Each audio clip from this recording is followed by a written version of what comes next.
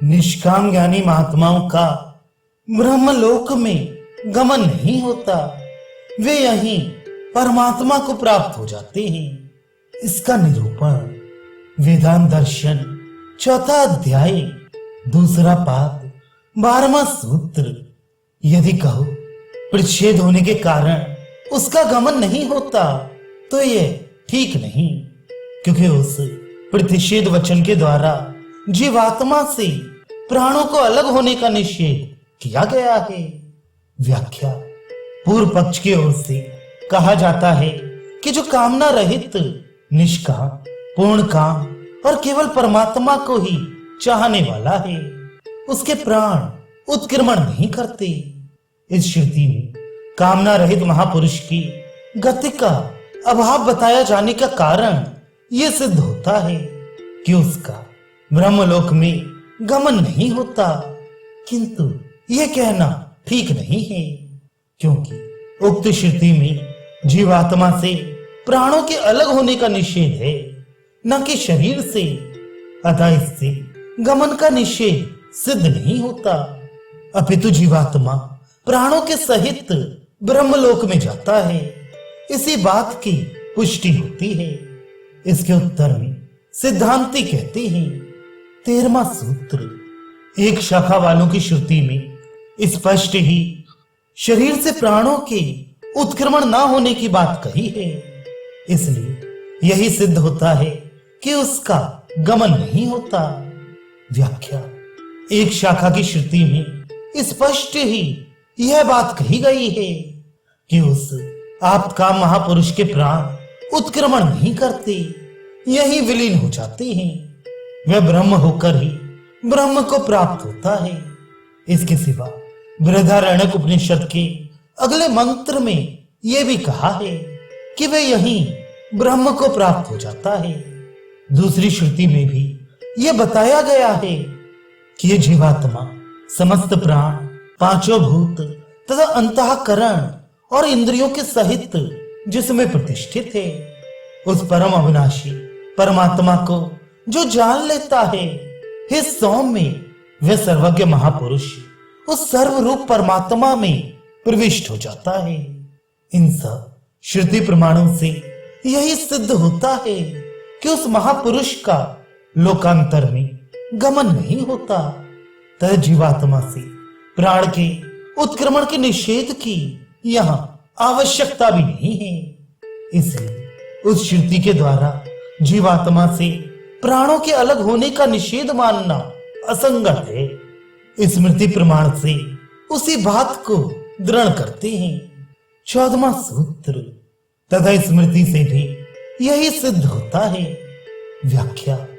जिसका मोह सर्वथा नष्ट हो गया है, ऐसा स्थित प्रज्ञ ब्रह्मवेत्ता ब्रह्म में स्थित रहता हुआ ना तो प्रिय को पाकर हर्षित होता है और न अप्रिय को पाकर उद्विग्न ही होता है। जिनके पाप सर्वथा नष्ट हो चुके हैं, जो सब प्राणियों के हित में संलग्न हैं, तथा जिनके समस्त संशय नष्ट हो चुके हैं, ऐसे विजितात्मा महापुरुष शांत ब्रह्म को प्राप्त हैं। उनके सब ओर ब्रह्म ही वर्तता है। इस प्रकार स्मृति में जगह जगह उन महापुरुषों का जीवन काल में ही ब्रह्म को प्राप्त होना कहा गया है, तथा जहां गमन का प्रकरण आया है, वहां शरीर से समस्त सूक्ष्म तत्वों को साथ लेकर ही गमन करने की बात कही है। इसलिए भी यही सिद्ध होता है कि जिन महापुरुषों को जीवन काल में ही परब्रह्म परमात्मा की प्राप्ति हो जाती है, उनका किसी भी परलोक में गमन नहीं होता है। जो महात्मा जीवन काल में परमात्मा को प्राप्त हो चुके हैं, वे यदि परलोक में नहीं जाते तो शरीर नाश के समय कहां रहते हैं? इस जिज्ञासा पर कहते हैं, 15वां सूत्र। वे प्राण, अंतःकरण, 5 सूक्ष्म भूत तथा इंद्रियां सबके सब उस पर ब्रह्म में विलीन हो जाते हैं, क्योंकि ऐसा ही श्रुति कहती है। व्याख्या। जो महापुरुष जीवन काल में ही परमात्मा को प्राप्त हो जाता है, वे एक प्रकार से निरंतर उस परब्रह्म परमात्मा में ही स्थित रहता है, उससे कभी अलग नहीं रहता, तो भी लोक दृष्टि से शरीर में रहता है। अतः जब प्रारब्ध पूरा होने पर शरीर का नाश हो जाता है, उस समय वे शरीर, अंतःकरण और इंद्रिय आदि सब कलाओं के सहित उस परमात्मा में ही विलीन हो जाता है।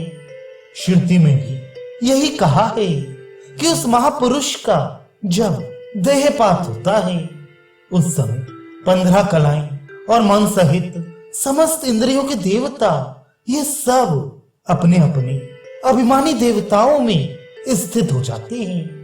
उनके साथ जीवन मुक्त का कोई संबंध नहीं रहता। उसके बाद विज्ञान में जीवात्मा, उसके समस्त कर्म और उपर्युक्त सब देवता ये सबके सब पर ब्रह्म में विलीन हो जाते हैं। शरीर संबंधी सब तत्वों के सहित वह महापुरुष उस परमात्मा में किस प्रकार स्थित होता है, ऐसी जिज्ञासा होने पर कहते हैं। 16वां सूत्र। श्रुति के कथन से यह मालूम होता है कि विभाग नहीं रहता। व्याख्या। मरण काल में साधारण मनुष्यों का जीवात्मा के सहित उस परम देव में स्थित होना कहा गया है, तथा अपने अपने कर्मानुसार भिन्न भिन्न योनियों में कर्म फल का उपभोग करने के लिए वहां से उनका जाना भी बताया गया है। इसलिए प्रलय की भांति परमात्मा में स्थित होकर भी वे उनसे विभक्त ही रहते हैं, किंतु ये ब्रह्म ज्ञानी महापुरुष तो सब तत्वों के सहित यही परमात्मा में लीन होता है। अतः विभाग रहित होकर अपने परम कारणभूत ब्रह्म में मिल जाता है। श्रुति भी ऐसा ही वर्णन करती है। जिस प्रकार बहती हुई नदियां अपना अपना नाम रूप छोड़कर समुद्र में विलीन हो जाती हैं, उसी प्रकार ज्ञानी महात्मा नाम रूप से रहित होकर उत्तम से उत्तम दिव्य परम पुरुष परमात्मा को प्राप्त हो जाता है। ब्रह्मलोक में जाने वालों की गति का प्रकार बताने के उद्देश्य से प्रकरण आरंभ करके 7वें सूत्र में यह सिद्ध किया गया कि मृत्यु काल में प्राण, मन और इंद्रियों के सहित जीवात्मा स्थूल शरीर से निकलते समय सूक्ष्म 5 भूतों के समुदाय रूप सूक्ष्म शरीर में स्थित होता है। यहाँ तक तो साधारण मनुष्य के समान ही विद्वान की भी गति है। उसके बाद 8वें सूत्र में यह निर्णय किया गया कि साधारण मनुष्य तो सबके कारण रूप परमेश्वर में प्रलय काल की भांति स्थित होकर परमात्मा की विधानानुसार कर्मफल भोग के लिए दूसरे शरीर आदि में चले जाते हैं, किंतु ब्रह्मवेत्ता ब्रह्मलोक में जाता है। फिर प्रसंगवश 9वें से 11वें सूत्र तक सूक्ष्म शरीर की सिद्धि की गई और 12वें से 16वें तक जिन महापुरुषों को जीवन काल में ही ब्रह्म का साक्षात्कार हो जाता है, वे ब्रह्मलोक में ना जाकर यही ब्रह्म में लीन हो जाते हैं, यह निर्णय किया गया। अब इस 17वें सूत्र से पुनः ब्रह्मलोक में जाने वाले विद्वान की गति के विषय में विचार आरंभ करते हैं। सूक्ष्म शरीर में स्थित होने के अनंतर वह विद्वान किस प्रकार ब्रह्मलोक में जाता है, यह बताने के लिए अगला प्रकरण आरंभ करते हैं।